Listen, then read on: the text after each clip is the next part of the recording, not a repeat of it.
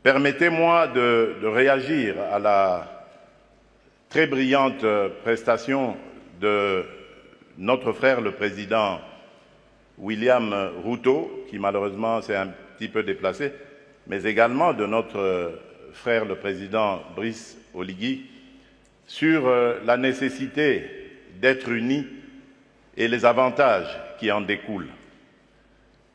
Je suis un panafricaniste convaincu.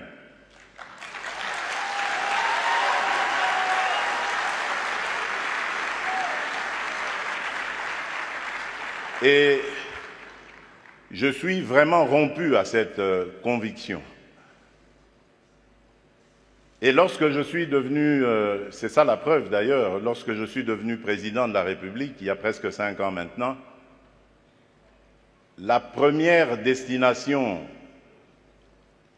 à laquelle j'ai réservé mes déplacements, c'était l'Afrique. J'ai commencé par le Kenya, à l'époque du prédécesseur du président Ruto, puis je suis passé par l'Angola et je suis arrivé en République du Congo, chez notre aîné, puis j'ai fait le Rwanda et l'Ouganda, et depuis lors,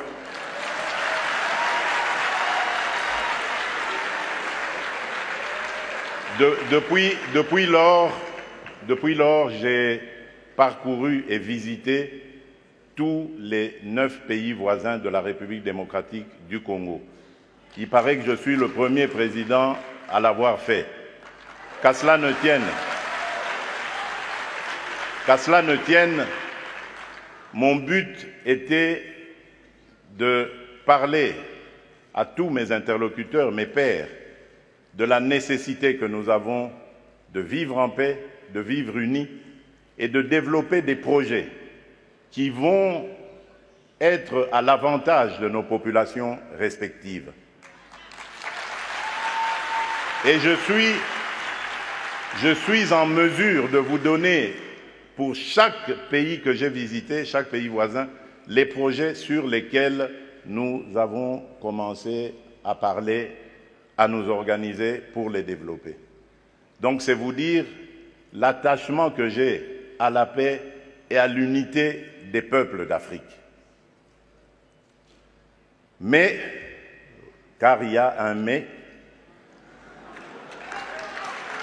et là je voudrais vraiment m'excuser de tempérer un peu l'enthousiasme qui a été le nôtre lorsque nous avons suivi le président Ruto, pour dire, malheureusement, nous sommes loin de la réalité.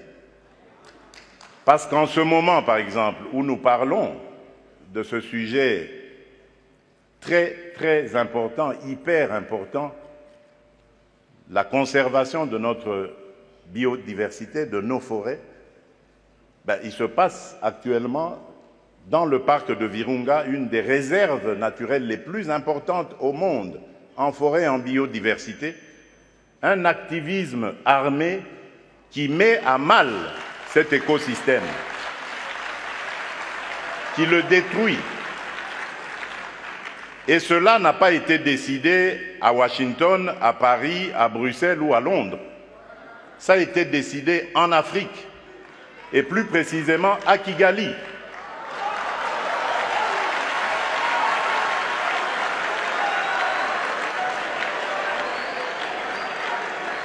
C'est l'œuvre d'un frère africain. C'est pour vous dire que nous devons bannir l'hypocrisie qui est entre nous.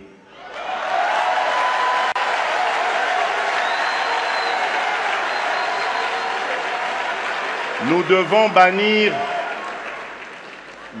bannir des fléaux tels que le tribalisme, la haine de l'autre.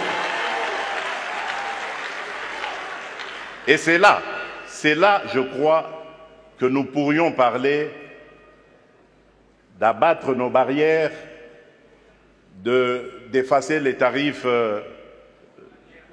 douaniers, etc. Tout simplement parce que, malgré nos engagements, rappelez-vous, à l'Union africaine, l'horizon 2020 était l'objectif pour faire taire les armes en Afrique. C'est devenu une chimère. Et nous ne nous en offusquons pas. Nous ne condamnons pas. Et tant que ce sera comme ça, il faudra oublier toutes les bonnes initiatives telles que celles préconisées par le président Ruto. Nous devons avoir le courage de nous regarder entre Africains, les yeux dans les yeux.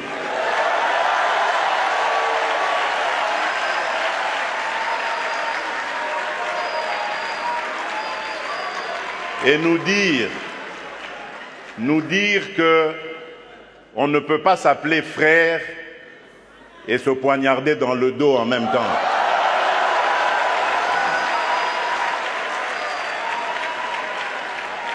Nous devons arrêter de rejeter nos responsabilités sur les étrangers non africains.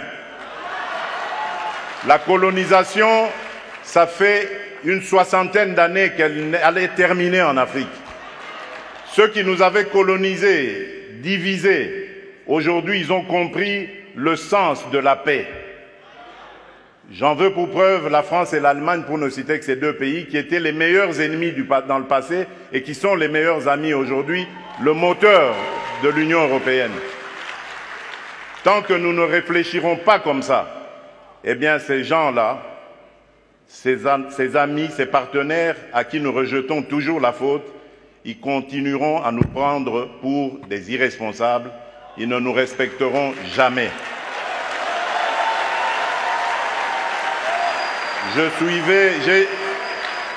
J'ai suivi tout à l'heure avec attention l'adresse du président Macron, toute sa bonne volonté à vouloir venir dans des partenariats, mais j'ai tout de suite compris par son attitude que c'était du politiquement correct. Il n'en croyait pas un mot. Non pas parce que lui est menteur, non, loin de là. Parce que nous ne sommes pas sérieux, et eux le savent.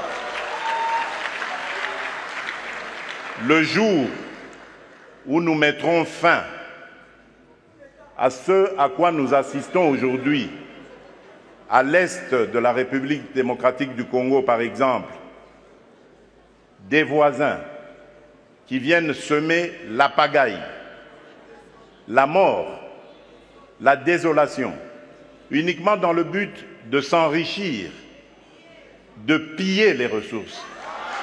Le jour où nous mettrons fin à ce genre de comportement, alors oui, là nous aurons compris.